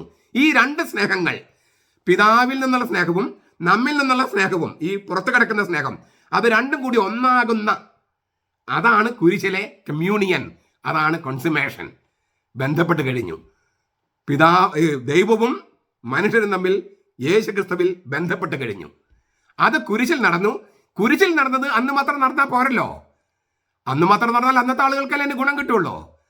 അത് ഇന്നും ആ കുരിശിലേക്ക് നമ്മൾ എടുത്തു വെക്കാൻ അവൻ കണ്ടെത്തിയ മഹാസ്നേഹത്തിന്റെ കലയാണ് വിശുദ്ധ കുർബാന. അതുകൊണ്ട് നമ്മൾ അതിനെ ബലി എന്ന് പറയുന്നത്. ഒരിക്കൽ എന്നേക്കുമായി അർപ്പിച്ച ബലി ആവർത്തിക്കുകയല്ല, മറിച്ച് ആ ബലിയിലേക്ക് നമ്മെ തന്നെ എടുത്തു വെക്കുകയാണ്. അതുകൊണ്ട് തന്നെ ഞാനൊരു 6ാമത്തെ പോയിന്റായിട്ട് 5 പോയിന്റ് പറഞ്ഞെന്ന് ഞാൻ വിചാരിക്കുന്നത്, അവസാനം വരെ എന്ന് പറയുന്നത്, അല്ലെങ്കിൽ അറ്റം വരെ എന്ന് പറയുന്നത് സമ്പൂർണ്ണ ആത്മസമർപ്പണമാണെന്ന് പറയുന്നതിന് അർത്ഥം ഇത് തന്നെയാണ്. സമ്പൂർണ്ണ ആത്മസമർപ്പണം, അതായത് നമ്മുടെ സ്വത്വം എന്ന് പറയുന്ന പേഴ്സണാലിറ്റി, അതിനാകമാനം പുതിയൊരു മൂശയിലിട്ട് ഉരുക്കി രൂപാന്തരപ്പെടുത്തുക. മരണത്തോളം മറ്റുള്ളവർക്ക് തന്നെ കൊടുക്കുക. മരണത്തോളം മറ്റുള്ളവർ തന്നെ കൊടുക്കുക. അതൊരു ദാമ്പത്യ ബന്ധം പോലെയാണ്. നിന്റെ സ്രഷ്ടാവാണ് നിന്റെ ഭർത്താവ് എന്ന് പറയുന്നു. യേശു പറയുന്നു ഞാനാണ് മണവാളൻ, അപ്പോൾ നമ്മൾ മണവാട്ടി. ഇതൊക്കെ ഒരു ദൈവികമായ അർത്ഥത്തിൽ കണ്ടാൽ എന്തൊരു രസമാണെന്നറിയാമോ? ഈ കല്യാണം കഴിക്കുന്നവരെയും അത് നമ്മൾ കൂദാശ എന്ന് വിളിക്കുക. കൂദാശ എന്ന വാക്ക് കേൾക്കുമ്പോഴേക്കും ഈ പെന്തക്കോസ്ത ദൈവസഭക്കാരെ, യഹോവ സാക്ഷികളെ, നിങ്ങൾ ശാന്തമായി കേൾക്കൂ. കൂദാശ എന്ന് പറഞ്ഞാൽ പെസഹ രഹസ്യമാണ്. പെസഹ രഹസ്യം എന്ന് വെച്ചാൽ മരണവും ഉത്ഥാനവുമാണ്. കല്യാണം കഴിക്കുന്നവരിൽ ഈ പെസഹ രഹസ്യം, മരണവും ഉത്ഥാനവും അനുനിമിഷം ജീവിക്കാനുള്ള സാധ്യത ഒരുക്കിയിരിക്കുക. യേശുവിൻ്റെ പെസഹ രഹസ്യം, അതായത് മരണവും ഉത്ഥാനവും എന്ന് വെച്ചാൽ, കുറച്ചുകൂടി വെളിപ്പെടുത്തി പറഞ്ഞാൽ, കല്യാണം കഴിക്കുന്ന ഭർത്താവും ഭാര്യയും, ഭർത്താവ് തന്നിൽ തന്നെ മരിച്ച് ഭാര്യയിൽ ഉയർക്കുന്നു. പെസഹ രഹസ്യം. ഭാര്യ തന്നിൽ തന്നെ മരിച്ച് ഭർത്താവിൽ ഉയർക്കുന്നു. ഇതിനെയാണ് സമർപ്പണം എന്ന് പറയണേ. എൻ്റെ ആഗ്രഹങ്ങൾ, എൻ്റെ താല്പര്യങ്ങൾ പരമാവധി ബലിയർപ്പിച്ച് അങ്ങനെ മറ്റുള്ള ഭർത്താവിന് വേണ്ടി അല്ലെങ്കിൽ ഭാര്യയ്ക്ക് വേണ്ടി സമർപ്പിക്കുമ്പോൾ ഞാൻ മരിക്കുകയും അയാളിൽ ഉയർക്കുകയും ചെയ്യുന്നു. ഞാൻ മരിക്കുകയും അവളിൽ ഉയർക്കുകയും ചെയ്യുന്നു. മരണവും ഉയർപ്പും അനുനിമിഷം ജീവിക്കുന്നതല്ലേ കുടുംബജീവിതം? കുരിശ്, പെസഹാരഹസ്യം, മരണവും ഉത്ഥാനവും അനുനിമിഷം ജീവിക്കുന്ന ബലിപീഠമാണ് വിവാഹം. അതുകൊണ്ട് അതിനെ കൂദാശ എന്ന് വിളിക്കുന്നത്. ഇത് തന്നെയാണ് പൗരോഹിത്യം. ഞാൻ കഴിഞ്ഞ ദിവസം കൂടുതൽ മക്കളുണ്ടാകാൻ വേണ്ടി പ്രാർത്ഥിക്കുന്നത് പറഞ്ഞപ്പോൾ നമ്മുടെ പെന്തക്കോസ്ത് ദൈവസഭക്കാരെ ഒക്കെ താഴെ വന്നിട്ട് പറഞ്ഞു, 10,000-ഓളം അച്ഛന്മാരുണ്ടല്ലോ, കുറേ മെത്രാന്മാരുണ്ടല്ലോ, അവർ കല്യാണം കഴിച്ചാൽ പോരെ. അതാണോ ബൈബിൾ പറഞ്ഞിരിക്കുന്നത്? അവർക്ക് ബൈബിളിന്റെ വചനങ്ങളൊന്നും അറിയില്ലേ? മെത്രാനാകാൻ ആഗ്രഹിക്കുന്ന ആള് ഏകഭാര്യയുടെ ഭർത്താവായിരിക്കണം പൗലോസ് പറഞ്ഞിട്ടുണ്ട്. പക്ഷെ അത് മാത്രമാണോ ബൈബിളിലെ വചനം? എന്നെ പ്രതി മാതാവിനെയോ പിതാവിനെയോ ഭാര്യയെയോ മക്കളെയോ സമ്പത്തോ ഉപേക്ഷിക്കണം എന്ന് ലൂക്കായുടെ സുവിശേഷത്തിൽ കർത്താവ് പറഞ്ഞിട്ടില്ലേ? അത് ഈ പറഞ്ഞ പെന്തക്കോസ്ത് ദൈവസഭക്കാരുടെ സത്യവേദ പുസ്തകത്തിൽ ഇല്ലേ? ദൈവരാജ്യത്തെ പ്രതി ഷണ്ടന്മാരാക്കുന്നതിനെ കുറിച്ച് കർത്താവ് തന്നെയല്ലേ പറഞ്ഞിരിക്കുന്നത്? മത്തായിയുടെ സുവിശേഷം 19:12 ദൈവരാജ്യത്തെ പ്രതി ഷണ്ടന്മാരാക്കുന്നവര്, കല്യാണം കഴിക്കാതിരിക്കുന്നവര്, അത് സത്യവേദ പുസ്തകത്തിൽ ഇല്ലേ? നിങ്ങൾ പത്രോസിനെ അനുഗമിക്കൂ എന്നാണോ കർത്താവ് പറഞ്ഞത്, അതോ എന്നെ അനുഗമിക്കൂ എന്നാണോ പറഞ്ഞത്? മറ്റെല്ലാ കാര്യത്തിലും പത്രോസും ഇല്ല, പത്രോസിന് സ്വർഗ്ഗരാജ്യം താക്കോലും കൊടുത്തിട്ടില്ല, പത്രോസ് പരമാധികാരം ഇല്ല എന്ന് പറയുന്നവര്, പത്രോസ് പാറയല്ലെന്ന് പറയുന്നവര്, കല്യാണത്തിന്റെ കാര്യം വരുമ്പോൾ പത്രോസിനെ അനുഗമിക്കാൻ പറയും.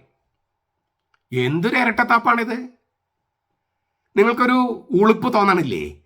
ഈ ചില തിരുവചനങ്ങൾ മാത്രം തെരഞ്ഞെടുത്ത് അത് മാത്രം അങ്ങ് ഹൈലൈറ്റ് ചെയ്ത് മറ്റ് തിരുവചനങ്ങൾ മുഴുവൻ തമസ്കരിക്കുന്ന പൈശാചിക പ്രവൃത്തിയല്ലേ ഇത്?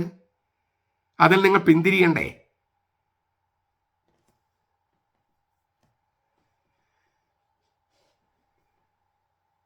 പൗരോഹിത്യം എന്ന് പറയുന്നത് എന്താണ്? ഞാൻ എന്നിൽ തന്നെ മരിച്ച് യേശുക്രിസ്തുവിൽ ഉയർക്കുകയാണ്. യേശുക്രിസ്തു അതാ ചെയ്തത്. എനിക്ക് വേണ്ടി അവൻ മരിച്ചു. എന്നിട്ട് ഞാൻ എവിടെയാണോ വീണ് കിടക്കണേ, പാതാളത്തിൻ്റെ അറ്റം, അവിടേക്ക് അവൻ ഇറങ്ങി. അതാണ് അവൻ്റെ മരണം. എന്നിട്ട് അവൻ ഉയർപ്പിക്കുകയാണ്. അവൻ മരിച്ചു ഉയർത്തു, ഞാനും മരിച്ചു ഉയർക്കുകയാണ്. അങ്ങനെ ഞാൻ മരിച്ചു ഉയർക്കുന്നതാണ് മാമോദീസ. അതുകൊണ്ടാണ് വെള്ളത്തിലേക്കുള്ള ഇറക്കമല്ല സ്നാനം, കുരിശിലേക്കുള്ള കയറ്റമാണെന്ന് പറയണേ. ഇതും അവർക്ക് മനസ്സിലാകില്ല. അവർക്ക് യോഹന്നാന്റെ സ്നാനം മാത്രമേ അറിയൂ. ഈ ആദ്യത്തെ പെന്തക്കോസ്തയിൽ 3000 പേരെ ഏത് പുഴയിലാണ് മാമോദിസ മുക്കിയത്? അവിടെ എവിടെ പുഴ? കളിക്കായിരുന്നില്ലേ 3000 പേരെ?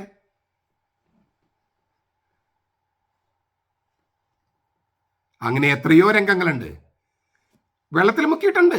പക്ഷെ വെള്ളത്തിലേക്ക് മുക്കുമ്പോൾ അത് അപ്പസ്തോലന്മാരെ കൈവപ്പ് വഴി ഡീക്കന്മാരായവരോ ആയിരിക്കണം.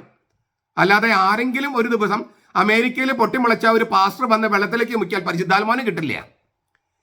അവർ പരിശുദ്ധാത്മാവ് എന്ന് പറയുന്നത് ഭാഷാപരത്തിൽ സംസാരിക്കുന്നതോ അന്യഭാഷ സംസാരിക്കുന്നതോ പ്രവചനപരത്തിൽ സംസാരിക്കുന്നതോ ആണ്. അതിന് കരിസ്മാത്ത എന്നാണ് പൗലോസ്ലീഹ വിളിച്ചിരിക്കുന്നത്. ഈ കൃപ എന്ന് പറയുന്നത്, വരപ്രസാദം എന്ന് പറയുന്നത്, കാരിസ്, അത് വേറെ സംഗതിയാണ്. അത് കൈവപ്പിലൂടെ അപ്പസ്തോലന്മാരെ കൈവപ്പിലൂടെ തന്നെ കിട്ടുള്ളെന്ന് അനേക വട്ടം പ്രാവശ്യം നടപടി ഗ്രന്ഥത്തിൽ എഴുതിയിട്ടുണ്ട്. അപ്പസ്തോല പ്രവൃത്തികൾ എന്ന് സത്യവേദ പുസ്തകം പറഞ്ഞ ഗ്രന്ഥത്തിൽ എഴുതിയിട്ടുണ്ട്. അതൊക്കെ ഒന്ന് വായിച്ച് നോക്കണം കേട്ടോ. ഞാനിത് പറയുന്നത് ആരോടും ദേഷ്യം കൊണ്ടല്ല. ഈ എൻ്റെ ടോക്കുകൾ ഏറ്റവും പൂർണ്ണമായിട്ട് കേൾക്കുന്നത് ഈ പെന്തക്കോസ്ത് ദൈവസഭക്കാരാണ്. അതിൽ സന്തോഷമുണ്ട്. പക്ഷെ അതേസമയം തന്നെ അത് അവർ ഈ തരത്തിൽ, ഞാൻ പറയുന്ന തരത്തിൽ കൂടി ഒന്ന് മനസ്സിലാക്കാൻ ശ്രമിക്കണം. മാത്രമല്ല അവരെ തിരിച്ചു കൊണ്ടുവരാൻ നമ്മൾ കത്തോലിക്കർ ശ്രമിക്കണം. അതിന് അവർ ചോദിക്കുന്ന ചോദ്യങ്ങൾക്ക് ഉത്തരം കിട്ടാൻ എൻ്റെ ടോക്കുകൾ ഒരുപാട്, മിക്കവാറും എല്ലാ ചോദ്യങ്ങൾക്കും ഞാൻ ഉത്തരങ്ങൾ കൊടുത്തിട്ടുണ്ട്, പുസ്തകങ്ങളിലൂടെയും ഈ വീഡിയോയിലൂടെയും. അതൊക്കെ നിങ്ങൾ കേട്ട് അവരുമായി സംവാദത്തിൽ ഏർപ്പെട്ട് അവരെല്ലാം തിരിച്ചു കൊണ്ടുവരണം. ഞാൻ പറഞ്ഞല്ലോ, അവരുടെ പാസ്റ്റേഴ്സ് ചെയ്യുന്ന വലിയ കാര്യങ്ങളൊക്കെ ഉണ്ട്. അതെല്ലാം അംഗീകരിച്ചുകൊണ്ട് തന്നെയാണ് ഞാൻ പറയുന്നത്. പക്ഷേ അവർ കത്തോലിക്ക സഭയിലേക്ക് വരണം. അവരുടെ പ്രേക്ഷിത തീക്ഷ്ണത നഷ്ടപ്പെടുത്താതെ തന്നെ തിരിച്ചു വരണം. ഞാൻ കുറച്ച് വഴിമാറിപ്പോയി, പക്ഷെ അത് ഈ ഒരു പോയിന്റ് പറയാൻ വേണ്ടിയാ. എന്താണ് ഈ കമ്മ്യൂണിയൻ എന്ന് പറയുന്ന ദിവ്യകാരുണ്യം? അതായത് കർത്താവും നമ്മളും ഒന്നായി തീരുന്ന, ഇറ്റ്സ് കോൺസുമേറ്റഡ്. ദൈവവും മനുഷ്യരും ഒന്നായി തീർന്നു എന്നാണ് കർത്താവ് പറയണേ. ഇറ്റ്സ് കോൺസുമേറ്റഡ്, ബന്ധപ്പെട്ട് കഴിഞ്ഞു. ആ ഒരു ആസ്പെക്ട് അവരിൽ ഇല്ലാത്തത് കൊണ്ട് ഞാനൊന്ന് ഹൈലൈറ്റ് ചെയ്തതാണ്.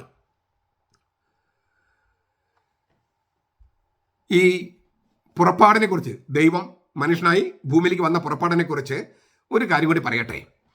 യവന തത്വശാസ്ത്രം അനുസരിച്ച് ഈ സൃഷ്ടികർമ്മം പോലും ദൈവത്തിൽ നിന്നുള്ളൊരു വീഴ്ചയായിട്ടാണ് കണക്കാക്കണേ.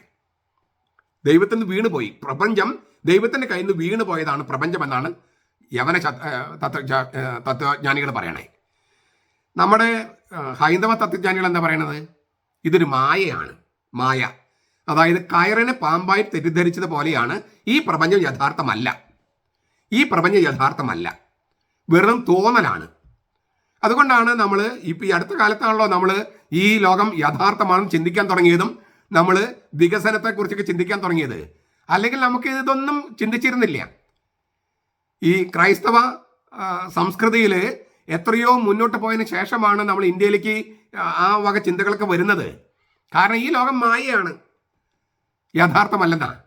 അതെല്ലാം നിരാകരിച്ചിരിക്കുന്ന ഒരു ക്രൈസ്തവ സംസ്കൃതിയാണ് ദൈവത്തിൻ്റെ മനുഷ്യാവതാരം.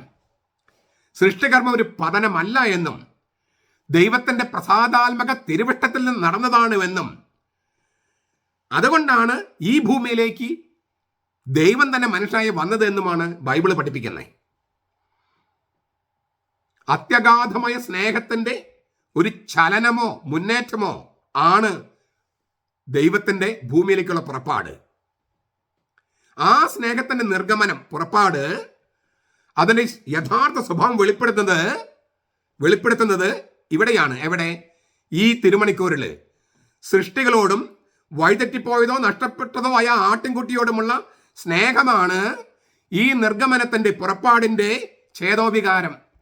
നഷ്ടപ്പെട്ടു പോയതനെ, പാപത്തിൻ്റെ പാതാളക്കുഴിയിൽ കിടക്കുന്നവനെ, ആ നഷ്ടപ്പെട്ടു പോയ ആടിനെ അല്ലെങ്കിൽ വഴിതെറ്റിപ്പോയതിനെ തോളിലെടുത്ത് വെച്ച് മുകളിലേക്ക് കൊണ്ടുപോകാൻ വേണ്ടിയാണ് അവൻ മുകളിൽ നിന്ന് താഴോട്ട് വന്നത്. ആ പുറപ്പാട് താഴേക്ക് ഇറങ്ങുന്നത് ദൈവം താൻ ആരാണെന്ന് വെളിപ്പെടുത്താനുള്ള പുറപ്പാടാണ്, നിർഗമനമാണ്. അതുകൊണ്ട് ഈ പ്രപഞ്ചം മായയല്ല, യഥാർത്ഥമാണ്. അങ്ങേ ലോകത്തായിരിക്കാനുള്ള വ്യവസ്ഥ പോലും ഇങ്ങേ ലോകത്ത് എങ്ങനെയായിരുന്നു എന്നുള്ളതാണ്. എനിക്ക് വിശന്നു, നിങ്ങൾ ഭക്ഷിക്കാൻ തന്നോ? എനിക്ക് ദാഹിച്ചു, നിങ്ങൾ കുടിക്കാൻ തന്നോ? ഈ വ്യവസ്ഥയിലാണ് അവിടെ നമ്മൾ ജീവിക്കുന്നത്. അതിനാൽ എന്ന് പറഞ്ഞപ്പോഴല്ലേ കർത്താവ് ഇല്ലേ, പ്രതിഫലമാണെങ്കിലും ശിക്ഷയാണ് നൽകുന്നത്. അപ്പോൾ ഈ ഭൂമിയിലേക്ക് വന്നു, ദൈവം വന്നു, തീർന്നില്ല, തിരിച്ചു പോകുകയാണ്. നമ്മൾ നേരത്തെ പറഞ്ഞില്ലേ, ദൈവത്തിൽ നിന്ന് വന്നു, ദൈവത്തിലേക്ക് തിരിച്ചു പോകുന്നു. ആ മണിക്കൂറിനെയാണ് തിരുമണിക്കൂർ എന്ന് പറഞ്ഞത്. ആ മണിക്കൂറിനെ നമ്മൾ പുറപ്പാടെന്നും സ്നേഹമെന്നും പറഞ്ഞത്. അങ്ങനെ അവൻ തിരിച്ചു പോകുകയാണ്. തിരിച്ചു പോയപ്പോൾ അവൻ്റെ മനുഷ്യത്വം ഊരിക്കളഞ്ഞോ? ഇല്ല. യേശു ദൈവപിതാവിലേക്ക് തിരിച്ചു പോകുമ്പോൾ മനുഷ്യത്വത്തെ എന്തോ അശുദ്ധമെന്ന് കരുതി, മായ എന്ന് കരുതി ഉരിഞ്ഞു കളഞ്ഞില്ല. മറിച്ച് അവൻ മനുഷ്യത്വം സ്വർഗത്തിലേക്ക് കൊണ്ടുപോയി, ശരീരത്തോടു കൂടി ഉയർത്തെഴുന്നേറ്റു. യേശുവിൻ്റെ അവരോഹണം, സ്വർഗത്തിലുള്ള ഇങ്ങോട്ടുള്ള പുറപ്പാടിൻ്റെ ലക്ഷ്യം മനുഷ്യവംശത്തെയാകെ തന്നിലേക്ക് സ്വീകരിച്ച്, ദത്തെടുത്ത്, തന്നിലേക്ക് ലയിപ്പിച്ച് അവരോടുകൂടെ താൻ സ്വന്തം ഭവനത്തിലേക്ക് തിരിച്ചു വരുന്നത്, സ്വർഗത്തിലേക്ക് തിരിച്ചു ചെല്ലുന്നത് സകല ജഡത്തിൻ്റെയും ഭവനത്തിലേക്കുള്ള തിരിച്ചുവരവായി രൂപാന്തരപ്പെടുത്താനാണ്.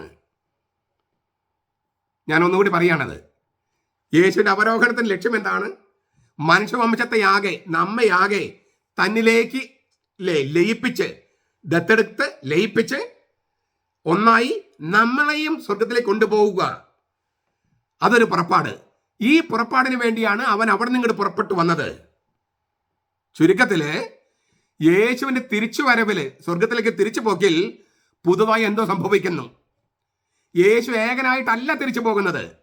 അവൻ ജഡത്തെ ഉരിഞ്ഞു കളയുന്നില്ലെന്ന് മാത്രമല്ല, തന്നിലേക്ക് എല്ലാവരും ആകർഷിക്കുന്നു. ഞാൻ കുരിശിലേർത്തപ്പെടുമ്പോൾ എല്ലാ മനുഷ്യരും എന്നിലേക്ക് ആകർഷിക്കും. യോഹന്നാൻ 12:31.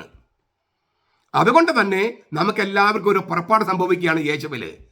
അതിന് ഗ്രീക്കിൽ പറയും മെറ്റാബാസിസ്. പുറപ്പാടെന്ന് പറയും മെറ്റാബാസിസ് രൂപാന്തരം എന്നാണ്. നമ്മെ യേശു ആലിംഗനം ചെയ്ത് തന്നിലേക്ക് തന്നെ ലയിപ്പിച്ച് അങ്ങനെയാണ് അവൻ പോകുന്നത്. അതുകൊണ്ടാണ് അവൻ ശരീരത്തോടു കൂടി ഉയർത്തെഴുന്നേറ്റു എന്ന് പറയുന്നത്. ആത്മാവ് മാത്രമല്ല പോയത്, ശരീരത്തോടു കൂടിയാണ്.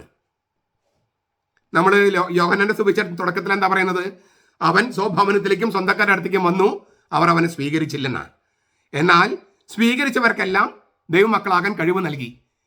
എന്നിട്ട് ഇപ്പോൾ എന്താ പറയണത്? അവൻ തനിക്ക് സ്വന്തമായുള്ളവരെ അവസാനം വരെ സ്നേഹിച്ചു. അവൻ താഴേക്ക് ഇറങ്ങിയപ്പോൾ സ്വന്തക്കാരെ മുഴുവൻ തന്നിലേക്ക് ചേർത്തു. അങ്ങനെ ദൈവത്തിന്റെ വിശാല കൂട്ടുകുടുംബത്തില് അപരിചിതരെ മുഴുവൻ അവിടുന്ന് തന്റെ സ്വന്തക്കാരാക്കി മാറ്റി. നമ്മൾ പാപം ചെയ്യുമ്പോൾ അപരിചിതരാകും. ഇപ്പൊ അപരിചിതരെ സ്വന്തക്കാരാക്കി മാറ്റുകയാണ്. ആ സ്വന്തക്കാരാക്കി മാറ്റാൻ അവൻ അറ്റം വരെയും പോകും, ഏതറ്റം വരെയും പോകും. അപ്പൊ നമുക്കൊരു പ്രധാനപ്പെട്ട മറ്റൊരു കാര്യം കൂടി വരികയാണ്. എന്താണ്? നമ്മൾ നിത്യജീവൻ അല്ലെങ്കിൽ അമരത്വം എന്നൊക്കെ പറയുമ്പോൾ, ഇമ്മോർട്ടാലിറ്റി പറയുമ്പോൾ പെട്ടെന്ന് നമ്മുടെ മനസ്സിലേക്ക് യവന തത്വചിന്ത വരിക, അല്ലെങ്കിൽ ഹൈന്ദവ തത്വചിന്ത വരിക. എന്താണ് യവന തത്വചിന്ത? ആത്മാവിന് മരണമില്ല. ഹൈന്ദവർ ഇത് തന്നെ പറയണേ, ആത്മാവിന് മരണമില്ല. അപ്പൊ എനിക്കൊരു ചോദ്യം, ആത്മാവിന് അതിൽ തന്നെ അമരത്വമുണ്ടെങ്കിൽ ഈ ഹൈന്ദവരും ഗ്രീക്ക് തത്വജ്ഞാനികളും വിചാരിക്കുന്ന പോലെ ആത്മാവിന് മരണമില്ലെങ്കിൽ നമ്മൾ നല്ലവരായിട്ടോ ചീത്തയായിട്ട് ജീവിച്ചുകൊണ്ട് എന്ത് വ്യത്യാസം? കർത്താവ് മനുഷ്യനായി വന്നിട്ട് അവന്റെ കൃപ കൊണ്ട് എന്ത് കാര്യം? വിശ്വാസം കൊണ്ട് എന്ത് കാര്യം? ആത്മാവിന് അതിൽ തന്നെ മരണമില്ലെങ്കിൽ, അതിന് സ്വയമേവ സ്വർഗത്തിലേക്ക് പോകാൻ പറ്റുമെങ്കിൽ എന്തിനാണ് മനുഷ്യാവതാരം? എന്തിനാണ് കൃപ? എന്തിനാണ് വിശ്വാസം? എന്തിനാണ് നല്ല ജീവിതം? എന്തിനാണ് സൽപ്രവൃത്തികൾ? എന്തിനാ പരസ്നേഹം?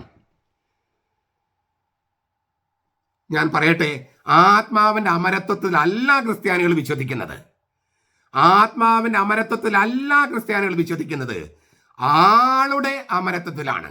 ആളുടെ ആത്മാവെന്ന് ബൈബിളിൽ പറയുന്നത് ആള് എന്ന അർത്ഥത്തിലാണ്, അല്ലാതെ ശരീരം ആത്മാവ് എന്നുള്ള രണ്ട് ഘടകങ്ങളിൽ ഒന്നിന്റെ അല്ല. നമ്മൾ പെട്ടെന്ന് ആത്മാവ് ശരീരം എന്ന് പറയുമ്പോൾ മനുഷ്യനിൽ രണ്ട് ഘടകങ്ങൾ ഉണ്ടെന്നാണ് വിചാരിക്കുക. ആ അർത്ഥത്തിലല്ല ബൈബിളിൽ പറയുന്നത്. മറിച്ച് ആത്മാവിന്റെ ഉയർപ്പെന്ന് പറയുന്നത് ആളുടെ ഉയർപ്പാണ്. ആളുടെ ശരീരവും ആത്മാവുമുള്ള ആളുടെ. അപ്പോൾ ഈ ആത്മാവിന് വേണ്ടി പ്രാർത്ഥിക്കണമെന്ന് പറയുമ്പോൾ ശരീരത്തിൽ വേർപെട്ട ആത്മാവെന്ന അർത്ഥത്തിലല്ല ക്രിസ്ത്യാനികൾ പറയുന്നത്. മറിച്ച് ഈ ആൾക്ക് വേണ്ടി പ്രാർത്ഥിക്കുക എന്നാണ്. ഈ ആത്മാവിന് വേണ്ടി പ്രാർത്ഥിക്കുന്ന ക്രിസ്ത്യാനികൾ പറയുമ്പോൾ ഗ്രീക്കുകാരോ ഹിന്ദുക്കളോ പറയുന്ന അർത്ഥമല്ല ഉള്ളത്. കാരണം ബൈബിളില് ആത്മാവെന്ന് പറയുന്നത് ആളെയാണ്, അല്ലാതെ ശരീരം ആത്മാവ് എന്ന രണ്ട് ഘടകങ്ങളിൽ ഒരു ഘടകത്തെയല്ല. ഇതുകൊണ്ടാണ് കർത്താവ് അവന്റെ കബറിടത്തിൽ മനുഷ്യത്വം ഉരിഞ്ഞു കളഞ്ഞില്ല. അവൻ ശരീരത്തോടു കൂടി ഉയർത്തെഴുന്നേറ്റു. അവൻ സ്വർഗത്തിലേക്ക് പോയതും അങ്ങനെ തന്നെയാണ്. സ്വർഗത്തെ പ്രത്യക്ഷപ്പെടുമ്പോഴൊക്കെ ശരീരത്തോടു കൂടിയാണ് അവൻ പ്രത്യക്ഷപ്പെട്ടത്. സ്ത്രീകൾ അവന്റെ കാലിൽ, ഉത്തനാനായ കർത്താവിന്റെ കാലിൽ കെട്ടിപ്പിടിച്ചു. മഗ്ദലന മറിയത്തോട് പറഞ്ഞു, നീ ഇങ്ങനെ കെട്ടിപ്പിടിക്കും, തുടരാണ്ടിരിക്കുക. തോമസിനോട് പറഞ്ഞു, എൻ്റെ പാർശ്വത്തിൽ നിന്നെ കൈവയ്ക്കുക. ശരീരത്തോടു കൂടിയാണ് ഉയർത്തെഴുന്നേറ്റത്. അതിനാൽ ആളുടെ ഉയർപ്പിലാണ് നമ്മൾ വിശ്വസിക്കുന്നത്. ശരീരത്തിന്റെ ഉയർപ്പെന്ന് പറയുന്നതും ഈ ആത്മാവിന് വേണ്ടി പ്രാർത്ഥിക്കുക എന്നൊക്കെ പറയുമ്പോൾ നമ്മൾ ഉദ്ദേശിക്കുന്നത് ആളെയാണ്. മനുഷ്യത്വം യേശു കബറിടത്തിൽ ഉരിഞ്ഞു കളഞ്ഞില്ല. അതിനാൽ അപ്പോഴാണ് നമുക്ക് ഇന്നത്തെ ഈ പാദക്ഷാളത്തിന്റെ അടുത്തേക്ക് നമ്മൾ, ഇതൊക്കെ ഞാൻ പറഞ്ഞതെല്ലാം അതിൻ്റെ ഒരു പശ്ചാത്തലമായിരുന്നു. സുവിശേഷം പറയാണ്, യേശു എഴുന്നേറ്റ് മേലങ്കി മാറ്റി, ഒരു തൂവാലി എടുത്ത് തുവർത്തെടുത്ത് അരയിൽ കെട്ടി, അനന്തരം താളത്തിൽ വെള്ളം പകർന്ന് ശിഷ്യന്മാരുടെ പാദങ്ങൾ കഴുകി അരയിൽ ചുറ്റൻ തൂവാല കൊണ്ട് തുടയ്ക്കാൻ തുടങ്ങി. മേലങ്കി മാറ്റി, അതൊരു ദൈവശാസ്ത്രപരമായ കാര്യം കൂടിയാണ്. ഫിലിപ്പിയ ലേഖനത്തിൽ 2-ാമത്തെ അധ്യായം 6 മുതലുള്ള വചനങ്ങൾ, അവൻ ദൈവമായിരുന്നെങ്കിലും ദൈവമായുള്ള സമാനത മുറുകെ പിടിക്കുന്ന കാര്യമായി പരിഗണിക്കാതെ തന്നെ ശൂന്യനാക്കി, മേലങ്കി മാറ്റി. അവന്റെ ദൈവത്വം ചൂഷണം ചെയ്യേണ്ട ഒരു കാര്യമായി പരിഗണിക്കാതെ മാറ്റിവെച്ച്, എന്ന് വെച്ചാൽ ദൈവത്വം ഉരിഞ്ഞുകളയല്ല, ദൈവത്വമുണ്ട്, പക്ഷെ അത് ചൂഷണം ചെയ്യേണ്ട കാര്യമായി കരുതിയില്ല. ശൂന്യനാക്കി, മനുഷ്യനായി താഴോട്ട് വന്ന്, ഇല്ലേ, ഒരു പുറപ്പാടാണ്. അവൻ താഴോട്ട് വരികയാണ്, ദാസ്യവൃത്തി ചെയ്യാണ്.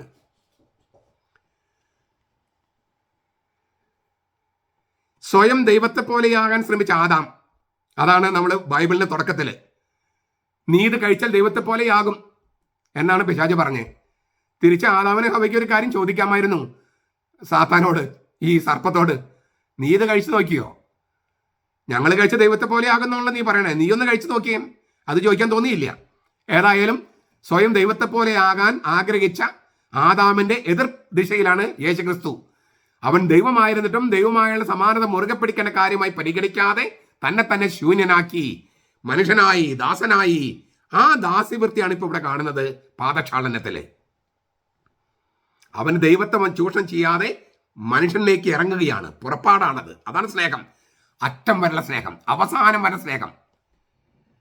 അങ്ങനെ മനുഷ്യനായി തീർന്നിട്ട് അവൻ ദാസന്റെ രൂപം സ്വീകരിച്ച് കുരിശുമരണം വരെ വിധേയത്വമുള്ളവനായി തീർന്നു.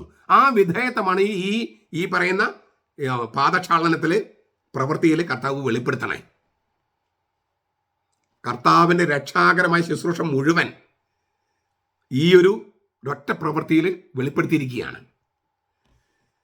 പൂർണ്ണമായും ആത്മവിശുദ്ധിയോടെ നമ്മുടെ മുമ്പിൽ എളിമ പൂണ്ട് അവൻ പ്രദർശിപ്പിക്കുകയാണ്. യേശു തന്റെ ദൈവിക മഹത്വം ത്യജിക്കുകയാണ്. ഒരു വിധത്തിൽ പറഞ്ഞാൽ അവൻ നമ്മുടെ മുമ്പിൽ മുട്ടുകുത്തി നിൽക്കുകയാണ്. രോഗവും ഭോഗവും മൂലം ചെളി പിടിച്ച നമ്മുടെ പാദങ്ങള് പുണ്യം തികഞ്ഞ ആൾ രൂപമായി അവൻ കഴുകി തുടക്കുകയാണ്. എന്തിനെന്നോ? ദൈവത്തിന്റെ വിവാഹ വിരുന്നിലെ ഭക്ഷണമേശയ്ക്ക് ചുറ്റുമിരിക്കാൻ നമ്മെ യോഗ്യരാക്കാൻ വേണ്ടി. ഞാൻ ഇന്നലെ പറഞ്ഞതാണ്, ഇന്നലത്തെ വീഡിയോയിൽ ഒന്നുകൂടി ആവർത്തിക്കുക. നമ്മുടെ രോഗവും ഭോഗവും മൂലം ചെളി പിടിച്ച നമ്മുടെ പാദങ്ങള് പുണ്യം തികഞ്ഞ ആൾ രൂപമായ യേശു കഴുകി തുടക്കുക. എന്തിന്? ദൈവത്തിന്റെ വിവാഹ വിരുന്നിലെ ഭക്ഷണമേശയ്ക്ക് ചുറ്റുമിരിക്കാൻ നമ്മെ യോഗ്യരാക്കാൻ വേണ്ടി. ഈ പാദക്ഷാളനം, യേശുവിന്റെ പാദക്ഷാളനം, അതായത് ശിഷ്യന്മാരുടെ പാദങ്ങൾ യേശു കഴുകുന്ന കാണുമ്പോൾ നമുക്ക് പെട്ടെന്നൊരു ചിന്ത നമ്മുടെ മനസ്സിലേക്ക് വരാം. വെളിപാട് ഗ്രന്ഥത്തിലുള്ളത്, വെളിപാട് പുസ്തകത്തിലെ 7:14, കുഞ്ഞാടിന്റെ രക്തത്തിൽ കഴുകി വെടിപ്പാക്കപ്പെട്ടവർ, വസ്ത്രം കഴുകി അലക്കി വെളുപ്പിച്ചവർ, എല്ലാ ഭാഷകളിൽ നിന്ന്, എല്ലാ രാജ്യങ്ങളിൽ നിന്ന്, എല്ലാ വംശങ്ങളിൽ നിന്ന്, ആർക്കും എണ്ണിത്തിട്ടപ്പെടുത്താൻ പറ്റാത്ത വിധം അത്രയധികം ആളുകൾ സ്വർഗത്തില്. ഈ 7-ാമത്തെ അധ്യായത്തിൽ തന്നെ 1,44,000 പേരെ കുറിച്ച് പറഞ്ഞിട്ടുണ്ട്. ഈ യഹോവ സാക്ഷികൾ പറയുന്നത് അവരാണ് ഈ 1,44,000 പേരെന്നാണ്. യഹോവ സാക്ഷികൾ അതേ അധ്യായത്തിൽ പറഞ്ഞിട്ടുണ്ട്, ഒരാൾക്ക് എണ്ണിത്തിട്ടപ്പെടുത്താൻ പറ്റാത്ത വിധം അത്ര വലിയൊരു ജനക്കൂട്ടം സ്വർഗത്തിലുണ്ട്. ഇവരാരാണ് ചോദിച്ചപ്പോൾ മറുപടി കിട്ടിയതെന്നാണ്, കുഞ്ഞാടിന്റെ രക്തത്തിൽ അവരുടെ വസ്ത്രം കഴുകി അലക്കി വെളുപ്പാക്കിയവരാണ്. വെളുപ്പിച്ചു. രക്തത്തിന് ചുവന്ന കളറാണ്.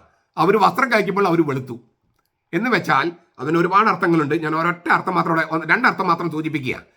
നമുക്ക് തോന്നും ഇത് രണ്ടും തമ്മിൽ ചെറിയൊരു അന്തരമുണ്ട്. കർത്താവ് വെള്ളം കൊണ്ട് കഴുകുന്നു, അവര് കുഞ്ഞാടിന്റെ രക്തത്തിൽ കഴുകുന്നു.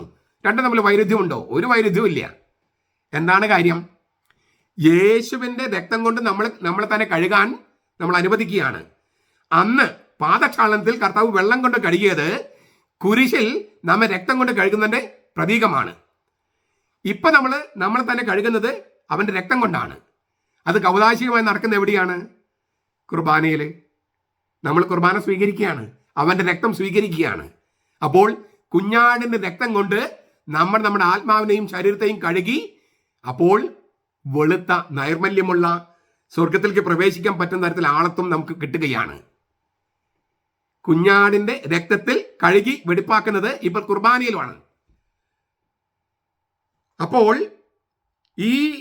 ഈ കുർബാനയിൽ കർത്താവ് നമ്മളെ കഴുകാൻ, അവന്റെ രക്തം കൊണ്ട് നമ്മൾ കഴുകാൻ നമ്മൾ അനുവദിക്കണം. ആ അനുവദിക്കാനുള്ള വൈമനസ്സാണ് പത്രോസ് കാണിച്ചത്. നീ എൻ്റെ കാൽപാദം കഴുകാൻ പാടില്ല. കർത്താവ് പറഞ്ഞു, ഇപ്പം നിങ്ങൾക്ക് മനസ്സിലാക്കില്ല, പിന്നെ മനസ്സിലാകും. പത്രോസ് പറഞ്ഞു, അതൊന്നും ശരിയല്ല, നീ എൻ്റെ കാല് കഴുകാൻ പാടില്ല. അപ്പം കർത്താവ് വളരെ ഇതായിട്ട് പറഞ്ഞു, നിന്റെ കാല് കഴുകാൻ നീ എന്നെ അനുവദിക്കുന്നില്ലെങ്കിൽ നിനക്ക് എന്നോട് കൂടെ പങ്കില്ല. പങ്ക്, മേറോസ് എന്നാണ് ഗ്രീക്ക് വാക്ക്, ഹീബ്രു ഹെലേക്ക് എന്നാണ്. ഈ പിതൃസ്വത്ത് എന്നാണ് ശരിക്കും അർത്ഥം, പൈതൃകം. അതായത് നിന്റെ കാൽപാദങ്ങൾ കഴുകാൻ നീ എന്നെ അനുവദിക്കുന്നില്ലെങ്കിൽ നിനക്ക് പിതാവിന്റെ സ്വത്തിൽ ഓഹരിയില്ല, പങ്കില്ല. ഈ പത്രോസ് വളരെ എന്താ പറയുക, നിലം തൊട്ട് നിൽക്കുന്ന ആളെന്ന് പറയില്ലേ, വളരെ പ്രായോഗിക മനുഷ്യനായിരുന്നു. ഈ പിതൃസ്വത്തിന്റെ കാര്യമാണെങ്കിൽ അന്നെൻ്റെ കാൽപാദം മാത്രമല്ല, ശിരസും ശരീരം ഒക്കെ കഴുകണമെന്നായി. സ്വത്ത് മുഴുവൻ എനിക്ക് വരട്ടെ എന്ന് കർത്താവ് പറഞ്ഞു. കുളി കഴിഞ്ഞവൻ്റെ പാദങ്ങൾ മാത്രം കഴുകിയാൽ മതി. കുളി എന്ന് പറഞ്ഞാൽ മാമോദീസ കഴിഞ്ഞിട്ട് നമ്മൾ എന്ത് പാപം ചെയ്താലും അത് നമ്മളെ മൊത്തം ആണത്വത്തെ മോശമാക്കില്ല, മലിനമാക്കില്ല. നമ്മുടെ പാദങ്ങൾ വൃത്തികേടാകുന്ന പോലെയാണ്. അങ്ങനെ രോഗവും ഭോഗവും മൂലം ചെളി പിടിച്ച് നമ്മുടെ കാല് കഴുകാൻ കർത്താവിന് അനുവദിക്കുന്നില്ലെങ്കിൽ ദൈവപിതാവിൻ്റെ പിതൃസ്വത്തിൽ നമുക്ക് ഓഹരിയില്ല, പങ്കില്ല. നമ്മൾ നമ്മുടെ കാൽപാദങ്ങൾ കഴുകാൻ, അത് മാമോദിസയ്ക്ക് ശേഷമുള്ള പാപങ്ങൾ കഴുകിക്കളയാൻ കർത്താവിനെ അനുവദിക്കുന്ന ആ രംഗമാണ് കുമ്പസാരക്കൂട്. അവൻ നമ്മുടെ മുമ്പിൽ മുട്ടുകുത്തി നിൽക്കുകയാണ്. നമ്മുടെ കാൽപാദങ്ങൾ കഴുകാൻ നമ്മൾ അനുവദിക്കണം. അപ്പോൾ അവൻ്റെ രക്തം കൊണ്ട് തന്നെയാണ് അവൻ കഴുകുന്നത്. അതാണ് കുഞ്ഞാടിൻ്റെ രക്തത്തിൽ കഴുകി അലക്കി വെളുപ്പിച്ച വസ്ത്രം ധരിച്ചവര്. അത് ഒന്നാമത്തെ അർത്ഥം. അപ്പോൾ രണ്ടാമത്തെ അർത്ഥം എന്താണ്? കൗദാശിക അർത്ഥമാണ് ഞാൻ ഒന്നാമത്തെ പറഞ്ഞത്. രണ്ടാമത്തെ അർത്ഥം എന്താണ്? ഇത് നമ്മിൽ നിന്ന് രക്തസാക്ഷിത്വം ഡിമാൻഡ് ചെയ്യുന്നുണ്ട്. കുമ്പസാരിക്കുക എന്ന് പറഞ്ഞാൽ തന്നെ ഒരു രക്തസാക്ഷിത്വമാണ്. അത് മാത്രമല്ല ഞാൻ പറയുന്നത്, മറിച്ച് ആ നൈർമല്യത്തിൽ ജീവിക്കുക, അനുനിമിഷം ജീവിക്കുക, അത് അനുദിന രക്തസാക്ഷിത്വമാണ്. ചിലപ്പോൾ ശരിക്ക് കൊല്ലപ്പെടാനുള്ള രക്തസാക്ഷിത്വത്തിന് വരം കിട്ടുകയും ചെയ്യും. പത്രോസ് അങ്ങനെ പറയുന്നുണ്ട് ഇല്ലേ? പത്രോസ് എങ്ങനെ മരിക്കുമെന്ന് കർത്താവ് വെളിപ്പെടുത്തുന്നുണ്ട് യോഹന്നാനെ സംബന്ധിച്ചാണ് 21-ാം അധ്യായത്തിൽ. യോഹന്നാനെ കുറിച്ചും അവിടെ സൂചനയുണ്ട്. ഒരാൾ രക്തസാക്ഷിയായിട്ട് ശരിക്കും രക്തസാക്ഷിയായിട്ട് മരിക്കും, മറ്റാൾ അനുദിന രക്തസാക്ഷ്യത്തിൽ ജീവിക്കുമെന്നൊക്കെ കർത്താവ് വെളിപ്പെടുത്തുന്നുണ്ട്. ചുരുക്കത്തിൽ നമ്മുടെ അനുദിന ജീവിതവുമായിട്ടും കൂദാശാപരമായ ജീവിതമായിട്ടും പിന്നെ ദൈവത്തിൻ്റെ രഹസ്യം, നിർഗമനം, പുറപ്പാട്, സ്നേഹം, അറ്റം വരെയുള്ള പോക്ക്, പാപത്തിൻ്റെ രീതി, എല്ലാ സംഗതികളും ഉൾച്ചേർത്ത് വെക്കുന്ന മഹാരഹസ്യത്തിൻ്റെ ആഘോഷമാണ് ഈ പാദക്ഷാളനം. അതിനാൽ കുഞ്ഞാടിൻ്റെ രക്തത്തിൽ കഴുകി വെടിപ്പാക്കാനുള്ള ക്ഷണമാണത്. അതിന് നമുക്ക് ഹൃദയം തുറന്ന് സമ്മതിക്കാം. അങ്ങനെ കുഞ്ഞാടിൻ്റെ രക്തത്തിൽ കഴുകി വെടിപ്പാക്കിയ, അലക്കി വെളുപ്പിച്ച, നൈർമല്യമുള്ള, ആളത്വമുള്ളവരായിട്ട് നമുക്ക് ഈ വലിയാഴ്ചയിലും തുടർന്നും ജീവിക്കാനായിട്ട് പരിശ്രമിക്കാം, പ്രാർത്ഥിക്കാം.